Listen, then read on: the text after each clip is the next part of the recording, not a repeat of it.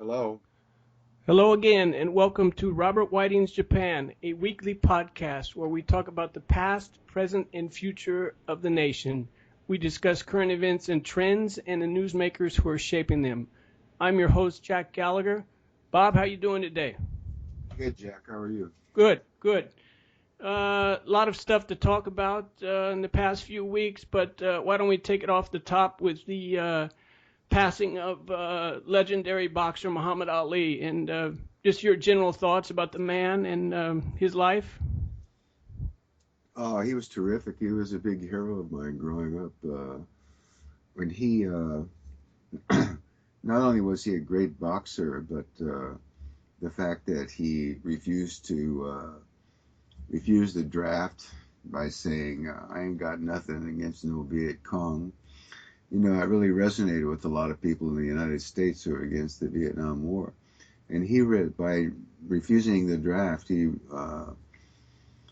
risked going to prison, and he also, lost something like $50 million in total, from boxing matches because his boxing license was taken away.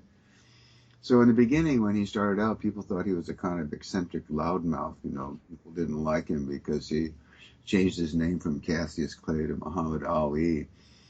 But they thought he was funny. He would come up with these little poems before the matches, making fun of his opponents.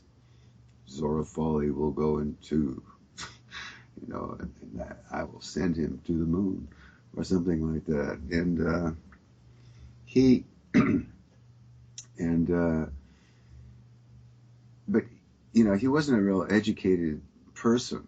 Uh, I'm not sure if he even finished high school. But he had this emotional intelligence, and he had the strength of his convictions. So people had I think, gained a lot of respect for him by the fact that he was willing to sacrifice his career for a principle. And when he came back and fought Joe Frazier after 3 years on the side, 3 years on the sidelines, I don't think there was anybody in the United States except maybe Marvis Frazier who wanted Joe Frazier to win. That's how popular he was.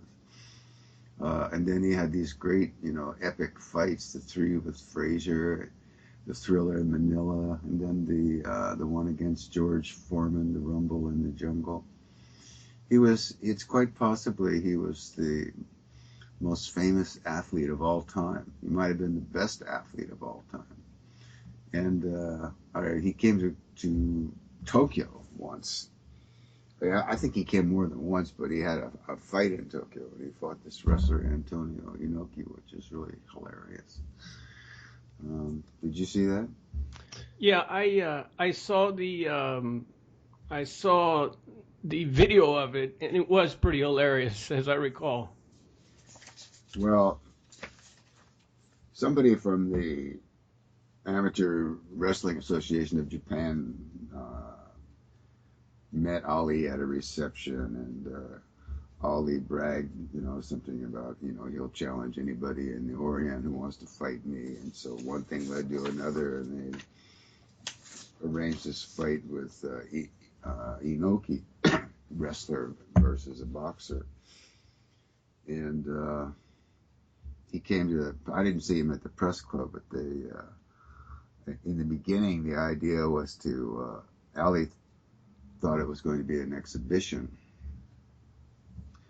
And they were, messing around with different scenarios. One in which Ali accidentally hits the referee, the Japanese referee, and then Inoki kicks him in the head, knocks him out in retribution, and wins the fight. And that way, both of them would win because it was a sneak attack on Inoki's part. And but Ali wouldn't have it. He wouldn't accept any scenario which he lost.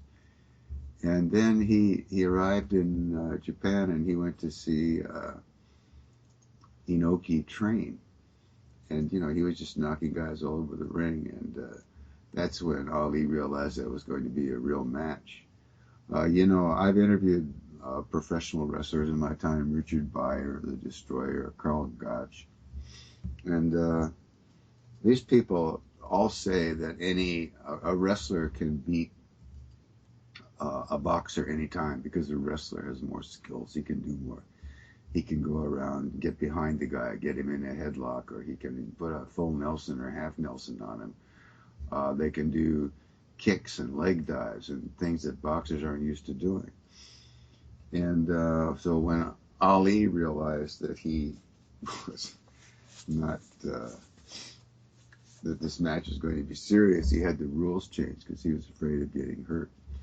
And among the rules were that Inoki could not tackle Ali. He couldn't grab him from behind. He couldn't do any leg dives or leg kicks. And if he wanted to kick Ali, he had to have at least one knee on the canvas.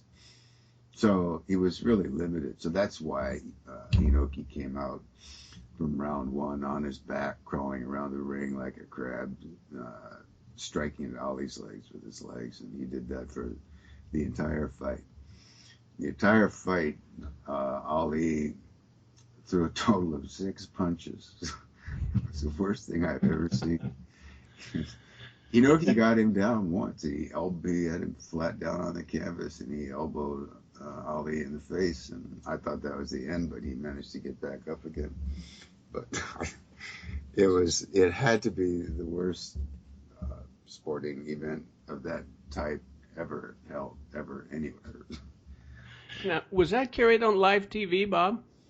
Yeah, it was closed circuit TV all over the world, but in Japan, Nippon Television telecast it. I forget what time, but it was in the morning, I think. And so, I had some friends over. I lived in Akasaka, and we sat and watched it. It's really disappointing. I thought that Ali would come up with, some grand strategy to win, but it was just idiotic. Right. And he got $2 million. He was supposed to get 5, but they never paid him. And Inoki lost money. The only people who made the Inoki group had to pay for Ali's entourage, his hotel bill at the Kale Plaza Hotel for 3 weeks. And the only people who made money were the closed circuit television people who raked it in around the globe. Right, and as the story goes, Ali was hospitalized for leg injuries shortly after that, from getting kicked so many times by Inoki. Yeah, but there's also a question of his shoelaces. They were loose, and every time he kicked, the shoelaces would hit Ali's legs, and scratch him. Yeah. These little scratches and cuts. So, yeah, he had trouble. They started to bleed a lot during the match. Wow. Well, yeah, an incredible man and an incredible life, huh? Unbelievable. He also fought, Bob, just for the record, he fought once in Japan in 1972. This was when he was not the champion, but he fought a fellow by the name of Mac Foster at the Budokan. All right. Yeah, a 15-round unanimous decision for Ali, and the Budokan was also the same place where he fought Inoki. Yes, right. Okay. Yeah. I've forgotten about Mac Foster. Yeah. He's not a name that's on the tip of the tongue, is he? No, it isn't. No, it Yeah. isn't. Okay, Bob, let's talk about President Obama's recent visit to Hiroshima and how you think that went. Well, I thought it was a good thing that he went. And he was the first president to go there and, see the museum and the horrors of atomic bomb. And, I thought it was his speech about the evils of nuclear war, I thought was really good. And I thought it was very touching when he talked to that survivor, Hiroshima A-bomb survivor. It was just too bad that his trip was tainted by, another incident in Okinawa, American worker on a military base murdered this young girl. Right. Yeah, down in Okinawa, right. Yeah, right. So I think that's really a festering sore there. I can understand both sides. The of the issue, defenders of American bases in Okinawa, they would say that there are murders and rapes every day in Japan. So in fact, the percentage of crime by Japanese on Japanese is a lot higher than the percentage of crime of American military men on Japanese. Actually, most of them are fairly well behaved and do a lot of good things. And the Japanese media makes a big deal about it every time this woman was caused a crash last night. She was out past curfew and she'd been drinking and driving.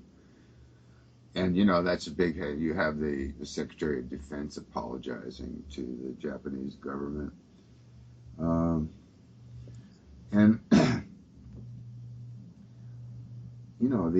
I think and the argument goes the Japanese government invited the Americans here under the Mutual Security Treaty. I mean, the Americans wanted to come naturally, but it's up to the Japanese if they didn't want the American military here. All they have to do is ask them to leave. I think the argument is that Okinawa is getting the bad end of the deal because you have 75% of all the American military in Japan is located in Okinawa. Something like between 15 to 20% of the land is taken up by military bases. The the Japanese government could say, well, could move them elsewhere if they wanted to. The U.S. government doesn't want to move them because Okinawa is strategically located along the sea lanes, and it's a useful counter to China and even Russia.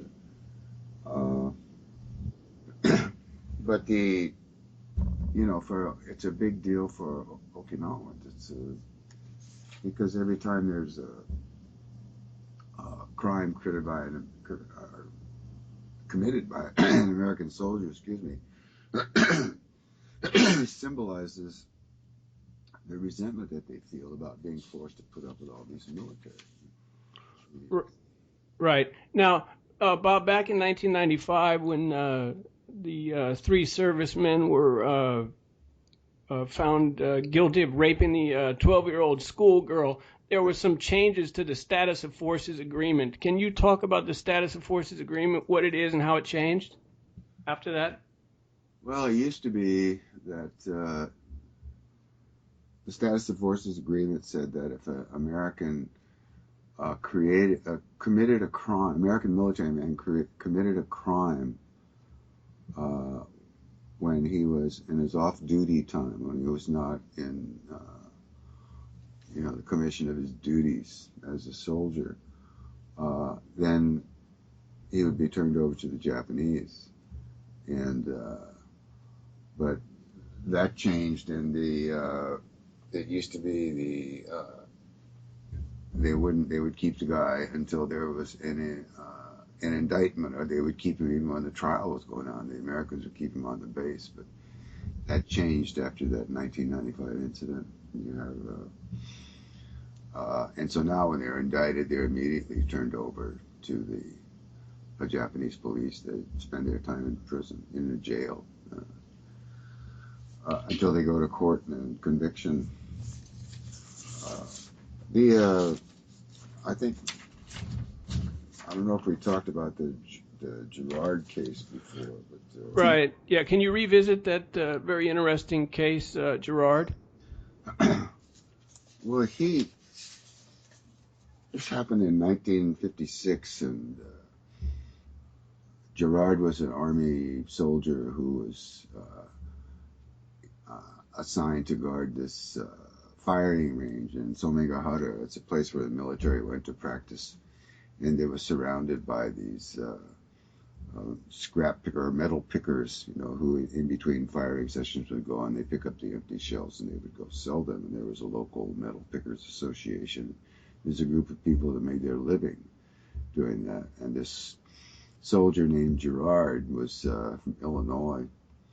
Or was He was supposed to guard the place during lunch hour. Everybody went to eat, and the metal pickers over there was this little Mama-san 46-year-old woman named Sakai who was trying to sneak into the firing range and get some shells, and she wasn't supposed to be there. They could come after everybody left. But he decided he'd play a little game with her, and he'd say, "Come on, Mama-san, it's okay, it's okay." And so she went into the middle of the firing range, and he put an empty cartridge, I think it was a machine gun cartridge, I'm not sure. He put it in a grenade launcher, and he fired it. His idea was to scare her and get a big laugh, but it hit her right in the back and severed her spine, killed her instantly. And that was a huge cause célèbre in Japan at the time. The Japanese government demanded that the U.S. turn him over. And after some investigation, the State Department, John Foster Dulles, said, yeah, he committed this crime. It was capricious. He wasn't authorized to be, firing a grenade launcher. So it wasn't in the performance of his duties. It was non-authorized and capricious. The wording is here, unauthorized use of a grenade launcher. And so they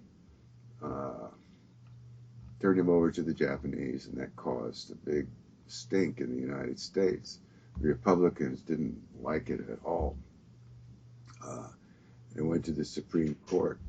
The Supreme Court ruled against the people who wanted Gerard returned to. They said that Dulles was correct in his initial assessment.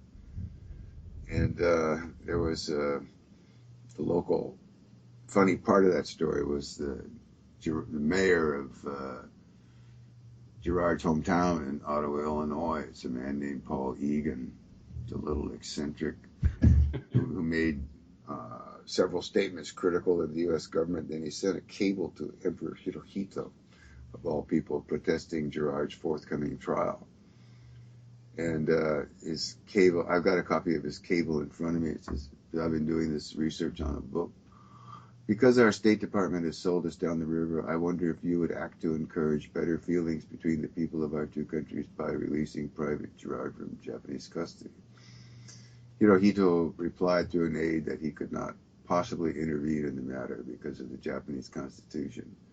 Mayor Egan replied that in that case he was going to fly to Tokyo and raise a little hell over the matter. Unfortunately, the mayor had to cancel his trip at the last minute in order to answer a local court summons. Assault and battery charges had been filed against him for punching one of his own aldermen. So anyway, they had the trial, and he got a suspended sentence and went back to the States. And it turned out that there was an secret agreement between the U.S. and Japan that they would turn him over if they didn't charge him with murder. So they charged him with reckless endangerment or involuntary manslaughter or something. And they ruled that it was an accident, and they let him go. But Dwight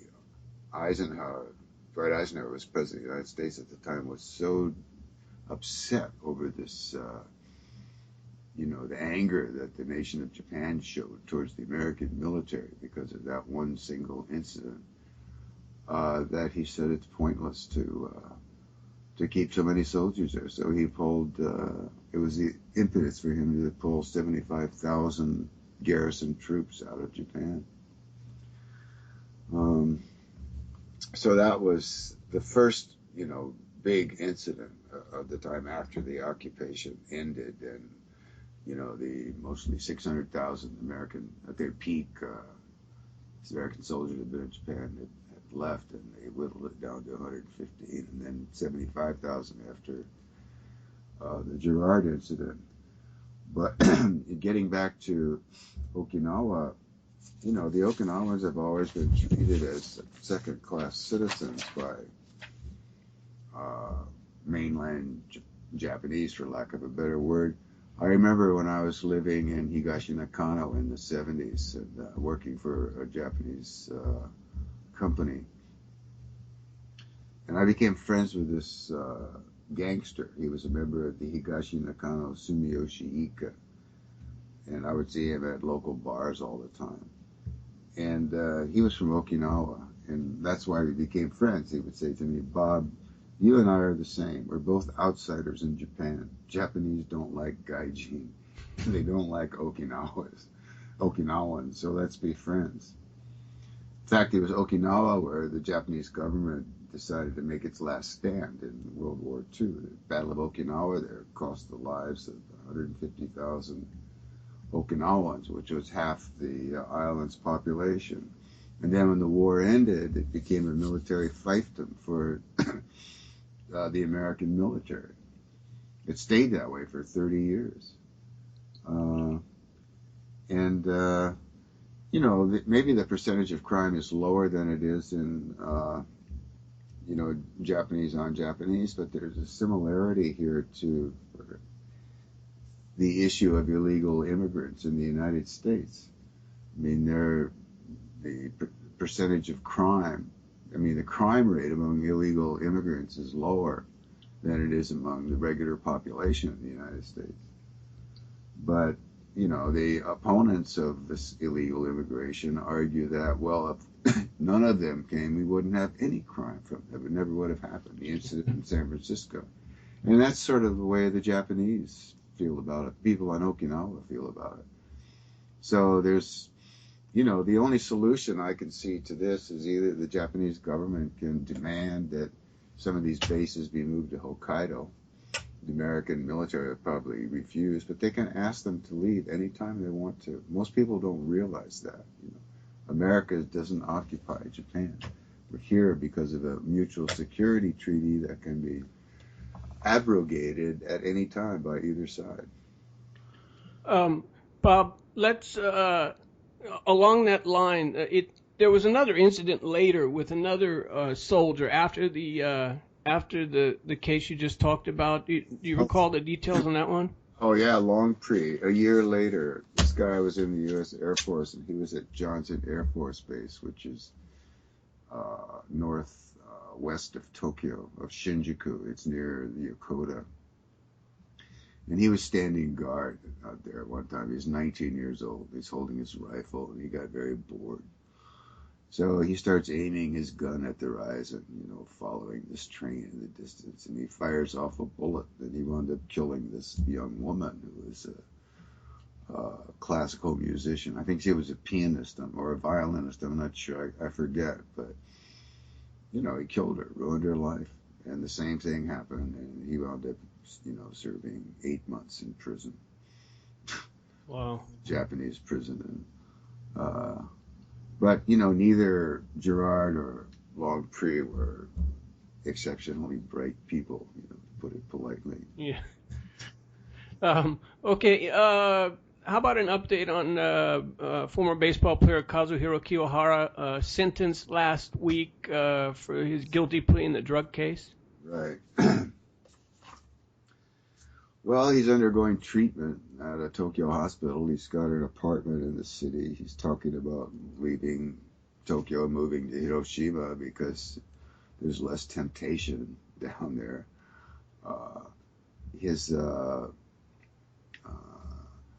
You know, there have been a lot of stories that have come out about him in the wake of his arrest and conviction. He got 2 years and 4 months, right? Suspended for 3 years, right? Because it was the first time.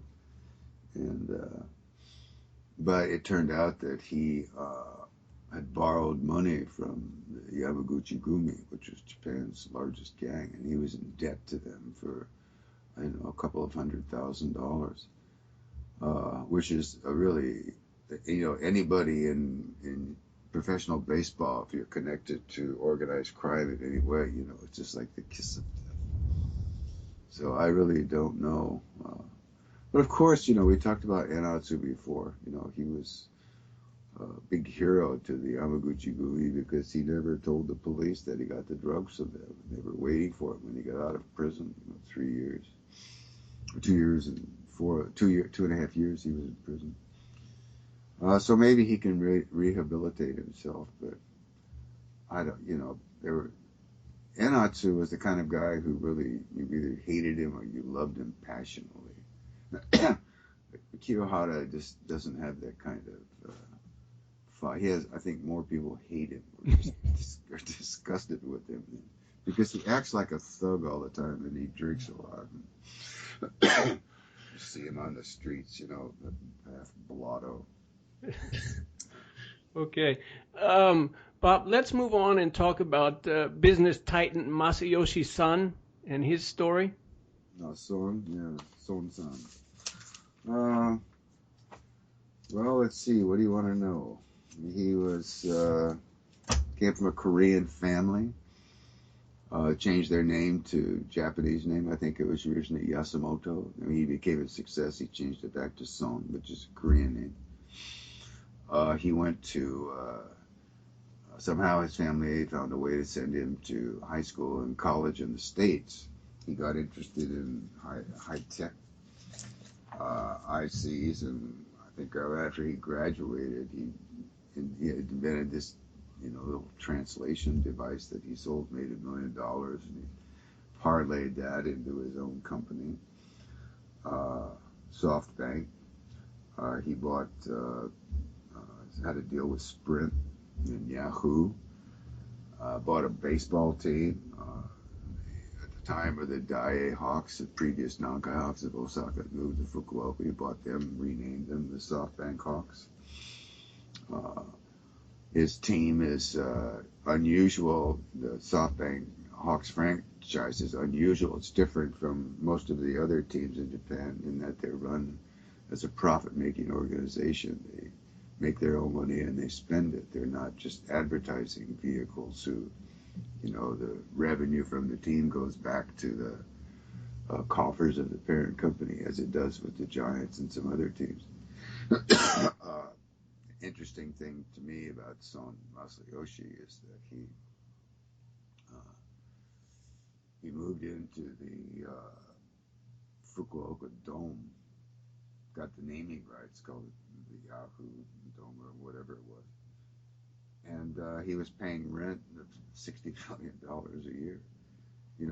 Japan is different that way. I think we discussed that before, but in the States, most of these teams get sweetheart deals with the municipal government.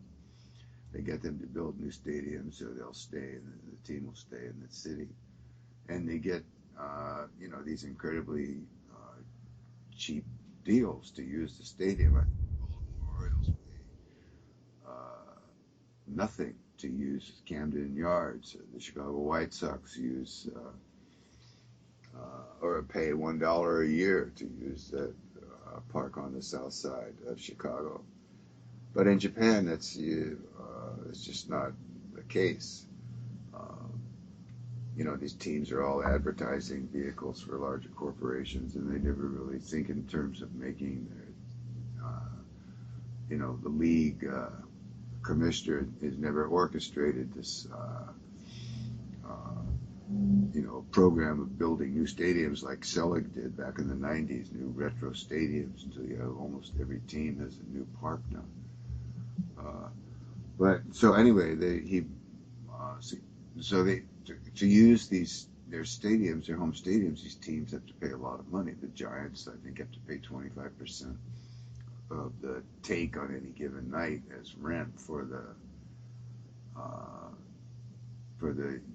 Tokyo Dome, and the same with Nippon Ham in Sapporo, and in Fukuoka they were paying $60 million a year, if you can believe that. It's unbelievable.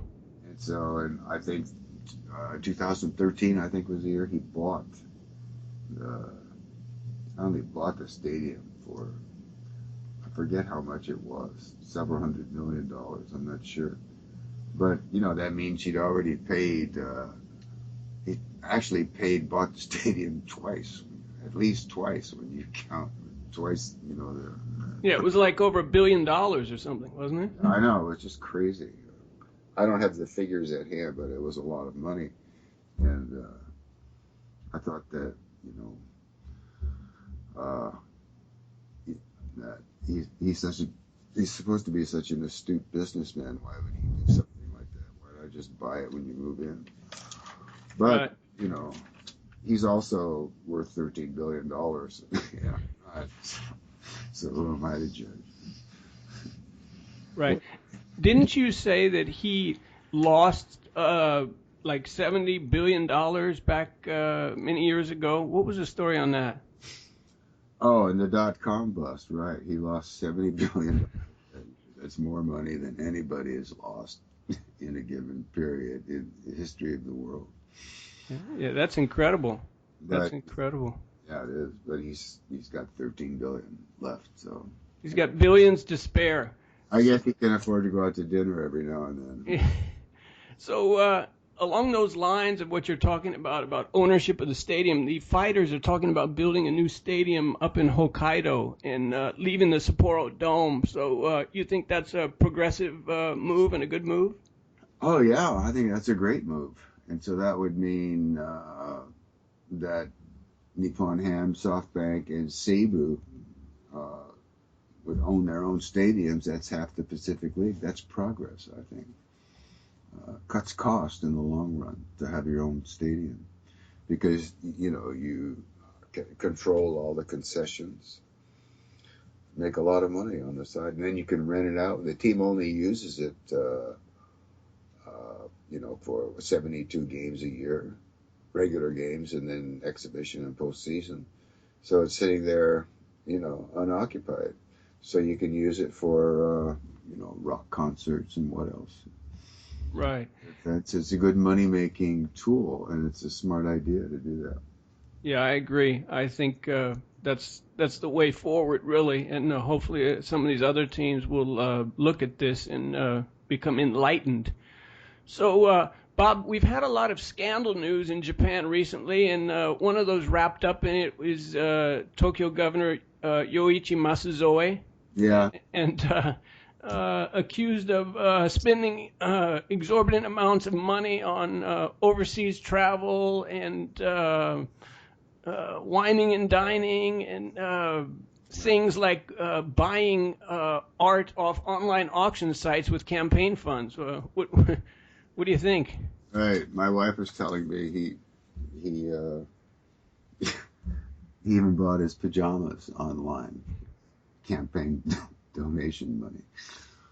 And he said, "Well, you know, you've got to have a good night's sleep, you know, to do a good day's work the next day. If you don't have the right pajamas, you can't sleep." He's really an entertaining guy. He's funny, but you know, his argument and the argument of many of his supporters is that, well, he is, after all, he's the mayor or the governor of Tokyo, a city that's got a, you know, population of what, 12 million.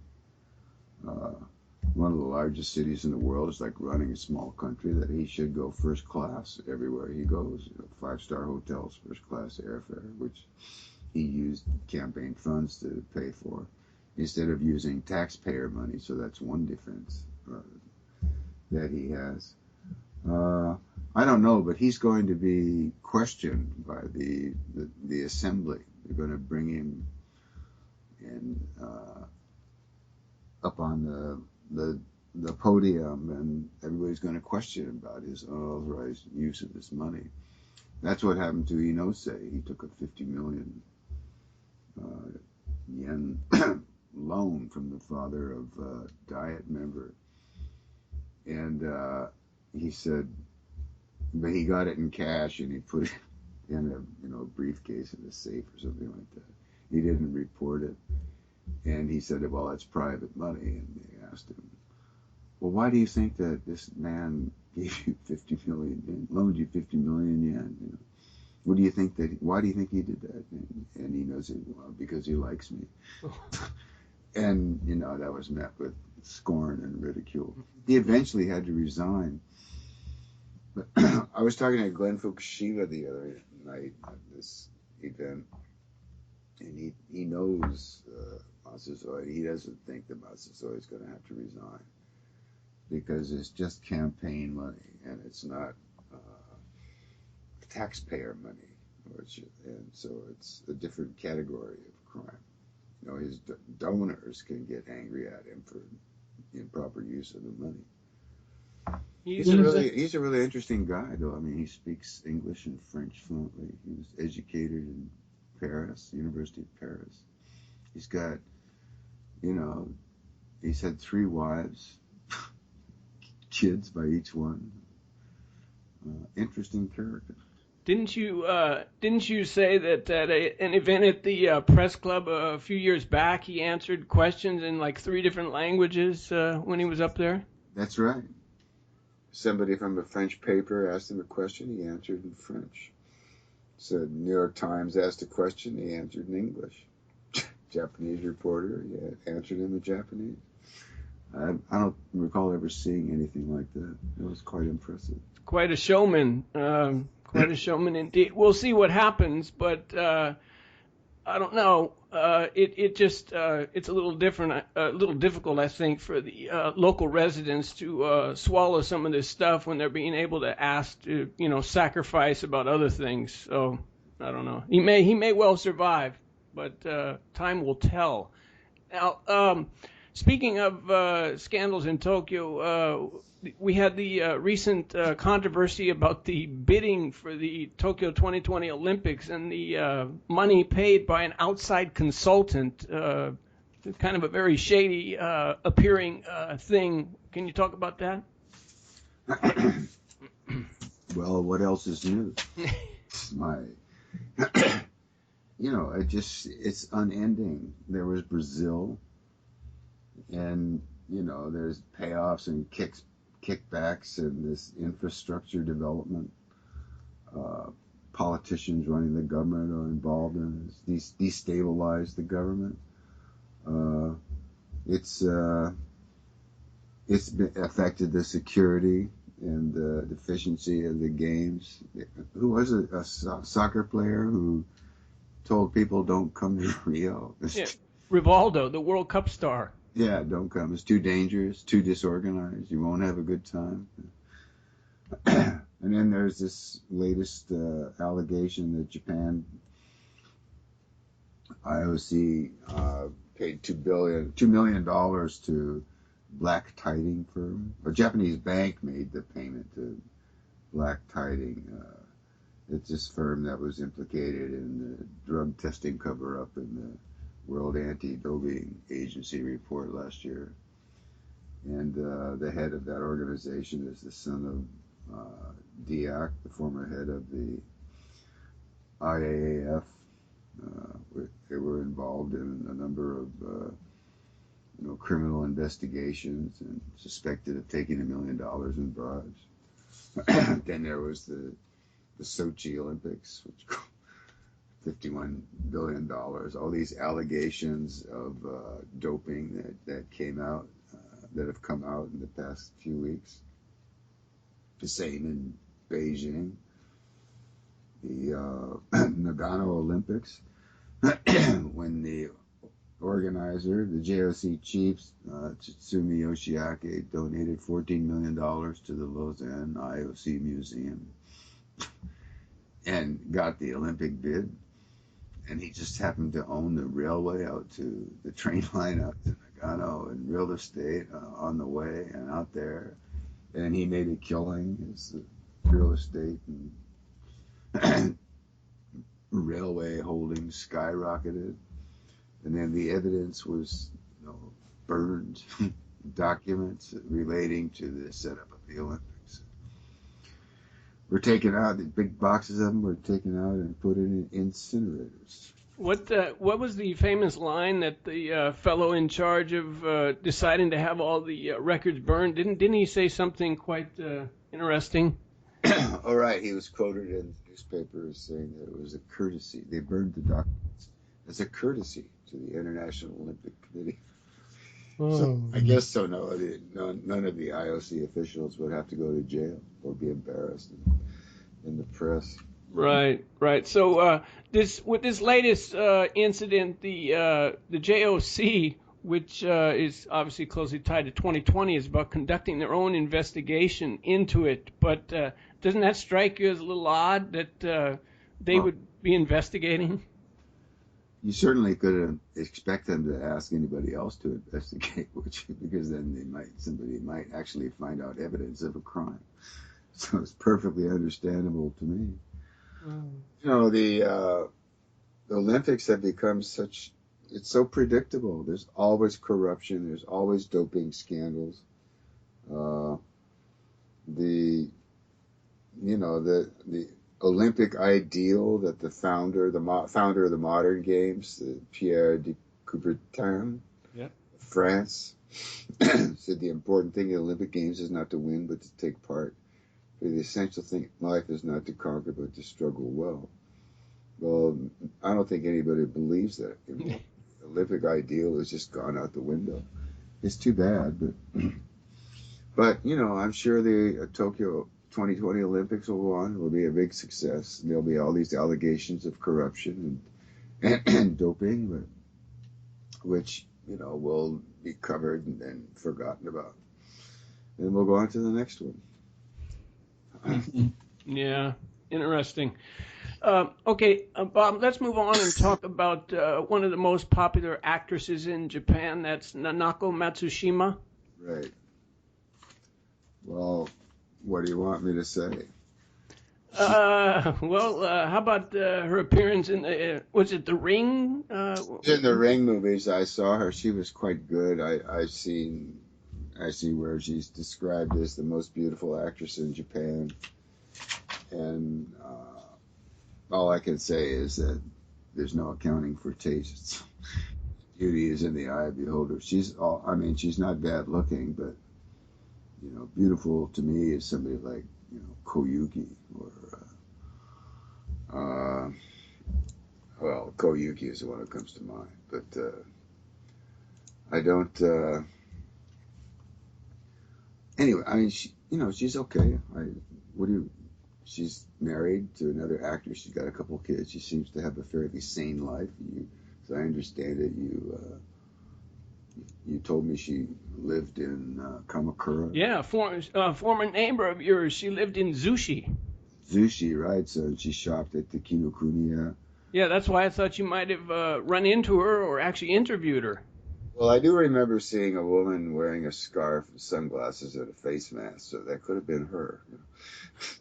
Oh, and just for the record, a few years back, there was a poll conducted in Japan about the person that had the most beautiful face, the woman with the most beautiful face, and Nanako Matsushima was the winner by a landslide.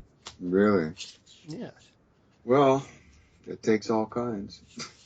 Yes. No accounting for taste. Beauty is in the eye of the beholder. Indeed.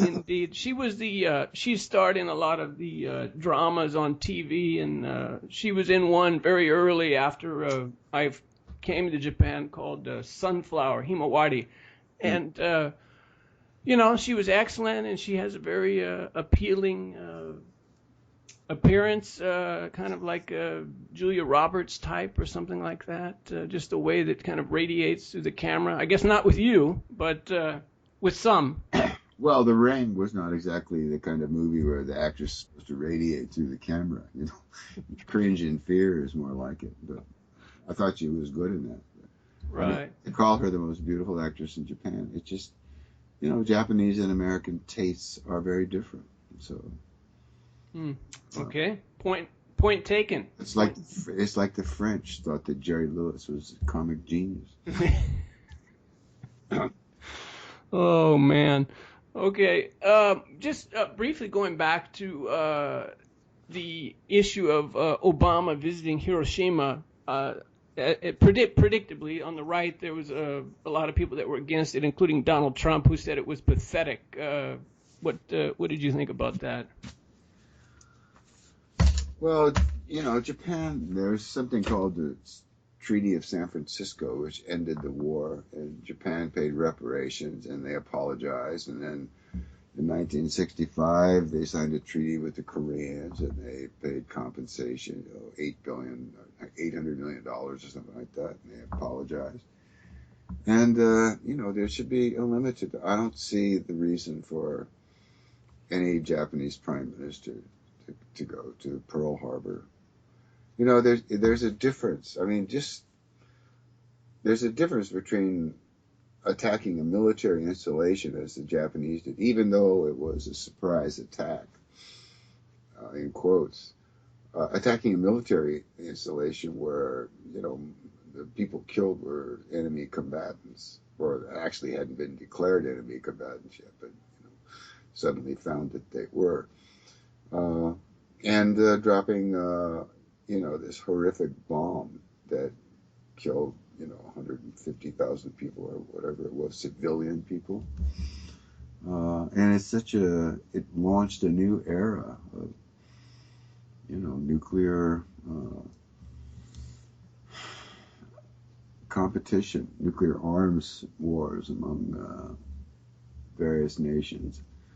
And, so it had a lot of significance. And Japan is the only country in the world that's ever been hit with a nuclear bomb, twice, in fact.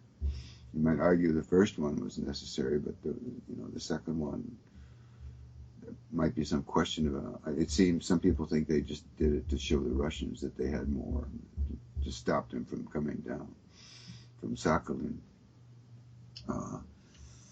So, I personally, I'm not offended that Obama didn't mention Pearl Harbor. Enough is enough. Just let it go. Every year there's a ceremony commemorating the Pearl Harbor attack in Hawaii. They've been doing this every year. They've been doing it so much that people don't even think about it anymore. So I don't know. I'm just rambling. I'm not making any sense here. But I don't. Okay, Bob. In line with the G7 summit that was held here a couple weeks ago, there was an incredible amount of security that was thrown up in Tokyo and throughout the country. Even though this event was held, hundreds of kilometers away from Tokyo, police in the train stations and coin lockers shuttered so they couldn't be used. And shortly thereafter, we had a very sad incident of one of these young girls who's what they call an idol singer in Japan being stabbed brutally by a stalker and put in a coma. And just wonder if you think that the police dropped the ball on that, because she had gone to the police before saying that she was worried about this person, and yet here she is now still fighting for her life. Yeah, they took their eye off the ball, I think, actually, when she, made an emergency call to the police from her cell phone. They went to her house, not the place in, where was it, Koenji? Kogane. Kogane, where she was attacked. And, yeah, so, yeah, sure, it doesn't look good for the police. Right. In Japan, these kind of kids, they don't have like security and private cars to take them to events. And what happened was this guy, plotted out the course and figured where she was going to get off the train, and he was there waiting for her. And he had apparently sent her some gifts before that were returned, perhaps by her management company. She might not have even known, anything about the gifts. And so, yeah, it's just, but, we hear about these kind of things, and it just kind of makes you scratch your head and wonder, like what's the deal? Why you can't, as we've said, you can't arrest somebody for something they haven't done yet, but, perhaps more could have been done in this case, do you think? I suppose so. Hindsight is 20/20. Yeah, it's a tragedy. It's too bad. Is she still in a coma or what? I haven't gotten any recent updates, but she's still hospitalized. I know that, and I don't know. She was stabbed over 20 times, and it was pretty brutal. So let's hope that she pulls through, and that this kind of incident can be handled more appropriately in the future. When somebody seeks out the help of the police, that hopefully they can do something to protect them. And Also, we had there was another kind of disturbing thing that happened recently, and this is it was just reported that in 2015 suicides in Japan have gone down. They've dipped to about 24,000 after being over 30,000 for many years. Right. But the shocking incident that happened in Tokyo a few weeks back was a case of two junior high school girls jumping in front of the train at the same time while holding each other. Right. And what did that resonate in the media here, Bob, or was it just a one-day story? Oh, it was probably it was a 1 day story, as I recall, maybe 2 days. Suicides are they're a daily thing in Japan. The trains are always stopping in Japan because uh, people, human incident they call it, and Human body incident, right? Yeah. like that. And so, I used to take the train up from when I lived in Kamakura, from Kamakura to Shimbashi or Tokyo Station, and the train was always stopping. Like somebody jumped in front of it and they had to clean off the mess. It's just it's not announced in the newspapers every day, but everybody who rides a train is familiar with it. It's quite a common thing. I feel sorry for these little girls, these 13-year-old girls who jumped, and I just wonder if both of them jumped together or one pulled the other. One of them said, "Well, wait a minute, I think why don't we do this tomorrow?" And the other one pulled. I shouldn't make light of what happened to them, but what can you say? It's really tragic. Suicide has always had an honor, and it's always been viewed as an. It's often been viewed in the history of Japan as an honorable thing to do. Unlike the United States, where it's considered a sin and a cowardly way out. But in Japan, there's been a long tradition of that. Harakiri seppuku, you atone for your sins by killing yourself. And so it's, I really don't know how, Japanese look on that incident with those two 13-year-old girls. I assume they feel the same that we do. It's such a pity that happened. But the girls, they grow up in a culture where, suicide has been glorified in films and books and in Japanese history. One of the greatest historical figures in Japan, General Nogi committed suicide after the rebellion failed. There's a statue of him in Ueno Park. There's an area of Tokyo, Nogizaka, that's named after him. He was a military leader, but when his coup rebellion failed, he killed himself. And people thought he was an honorable leader for doing that. So there is this culture that kind of endorses the concept of suicide as one way of getting out of an impossible situation. Right. Yeah, it was the thing with the two young girls is very tragic, and the only kind of clue that was left behind was a couple of notes where they just referred to problems with personal relationships, and there was nothing more specific, at least that was released to the public. Right. So we don't know if they were bullied or what the situation was, but. Right. So, okay, Bob, another thing that has been an interesting development here is the fact that a bank in Japan is going to phase out requiring hanko, the Japanese seal, for identification purposes. And is that something you think is going to catch on, or is this just an anomaly? Well, I would assume it'll catch on because everybody in Japan uses seals. They've got a 2,000-year history. All over Chinese and Koreans use seals too. Hanko, they call them. And when you have a bank account, you go and you want to take money out or put money in, you don't sign the document, you just stick your honko on it. And there's a tradition to that, and it's such a tradition. There's a machine. I live in Toyosu now, and right down the street is the Super Viva Homes. There's a machine there where you can put 2,000 yen in, and they'll make a honko, a seal for you. It takes about 30 minutes. They just got these wooden tubes inside, and they'll carve out your name on it. Unbelievable. That's the first time I've ever seen a honko machine.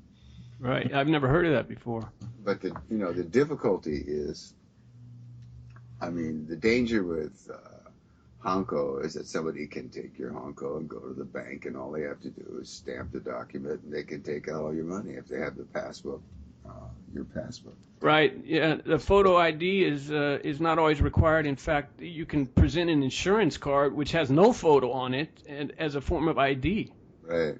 Very dangerous. So, I think they'll eventually be phased out. But Japanese have a sentimental attachment to honko. People right. The idea of having a honko. I've got a honko. Do you? I've got 3 of them. Right. Wow. The bank we're talking about is Rizona Bank, and what they're doing is they're going to some type of like a fingertip ID system, and not requiring honko anymore. But we'll see how it comes, how it shakes out in the wash. So, Bob, okay, let's move on and talk about the Hall of Fame slugger Hiromitsu Kadota and his baseball career. 500 and Bob, what was it? 563, 500. I've forgotten now the exact number. 500. He's third on the all-time list in batting. 567 home runs. 567. Behind only O and Katsuya Nomura. Yeah. Well, the interesting. Yeah, he played 23 years. When he was 40 years old, he won the MVP. He hit 44 home runs, 125 RBIs, Pacific League MVP. Interesting thing about Kadota to me was he wasn't that big. He was 5'7", and he weighed about 80 kilo. And when he first joined, he played for the Nankai Hawks, and Katsuya Nomura, the catcher you just cited with the 657 home runs, was the playing manager, and the bench coach was Don Blasingame. And Don Blasingame wanted to make, when he first saw Kadota his first year, he wanted to make him a number 2 hitter. But he couldn't. He said that Kadota was incapable of learning how to bunt. And so they just threw up their hands after 2 weeks of training, and they made him into a regular hitter. He had this famous conversation with O, and O told him that don't worry about your size. He said, a home run is just an extended hit. That's all it is. So just swing hard. And there's this story about him that he batted 3rd in the lineup, and Nomura, the catcher, batted 4th. And Kadota was a left-handed hitter, and Nomura was a right-handed hitter. But Kadota thought that, Nomura, being the great hitter that he was, had the best swing of anybody. But he was right-handed, so if Kadota made it out, whenever Nomura came up to bat, Kadota would go inside in the locker room down and stand in front of the sink with a mirror on it, and if he stood a certain way, he could see Nomura's hitting at bat, and the image would be reversed, and he would become a left-handed hitter.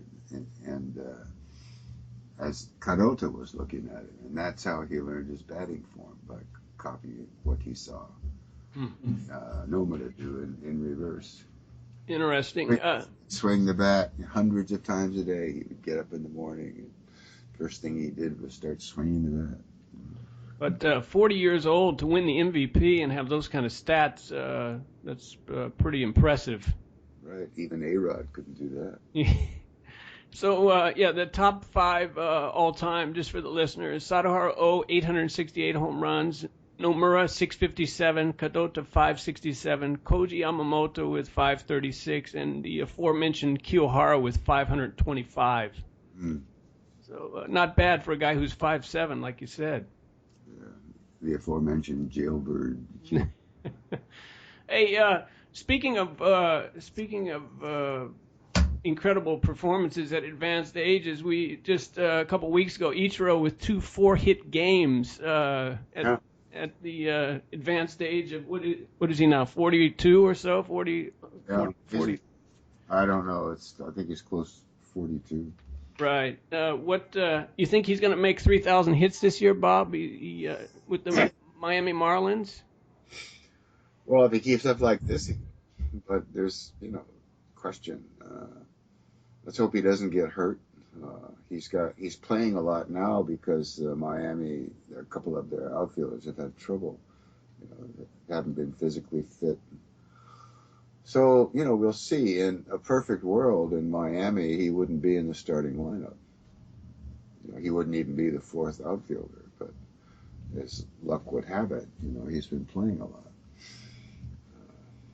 It makes you, his performance this year makes you wonder, though. It's, he might not have a couple years left. I mean, based on his physical condition and how that, even though he may not be the batter he once was, his physical condition has not really declined. Well, isn't Miami the home of biogenics? Sorry, I didn't mean that. Oh, man. That's why I like, Bob, you always find a silver lining in there somehow. So, oh, man. Well, okay, it's been another interesting hour, to say the least. And before we go, we want to remind listeners that Bob's books are available on Amazon and iBooks. You can email Robert Whiting's Japan at robertwhitingsjapan@gmail.com. And if you want Bob to talk about something or answer a question, he'll be happy to do so. You can like us on Facebook. You can follow us on Twitter. You can subscribe to Robert Whiting's Japan on SoundCloud and iTunes and Stitcher, and also hear us on YouTube. And every Tuesday, Bob's column is in the Yukon Fuji newspaper, Japanese print only. What did you write about this week, or what's in tomorrow's paper? Hiroshima, Okinawa, Obama, rape, murder, etc. Same thing we talked about today, just in column form. Right, and you just briefly touched on the fact that one of the military people was arrested 2 days ago, or the day before, or 3 days ago for what was it, drunk driving? Yeah, it was a woman, a female. I think I'm not sure. I think she was an enlisted man. You don't say enlisted man with the woman. But I just saw the Japanese report, and she denied being in the car. I don't think she's. Well, you know what got me was when I read the initial report, and it said she was, what did it say? 8 times over the limit, and I was like, my God, what is the limit? And I looked it up, and according to what I had found online, the level of drunk driving in Japan is 0.03. Does that sound right? I thought you would know, Bob. No, I don't. Not in Japan. I don't. No, I don't drive here anyway. I pay attention to that. That's why I live in Japan. Is because I don't have to drive. You can just take a taxi or take the train. So I don't know, but the legal limit in the United States is 0.08. Right. Yeah. Right. But yeah, the timing of this incident certainly isn't helping other matters, is it? No, just days after the commander of the base instituted this, no drinking, no driving off the base, no drinking off the base, but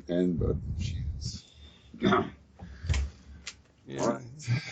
Just waiting for the next shoe to drop. But again, a very tragic story down there. But Yeah, it's a tough situation for the people of Okinawa, no doubt, no doubt. So, okay, Bob, look, thanks for another great hour, and let's do it again next week. All right, thank you, Jack. Yep. Yeah. Bye.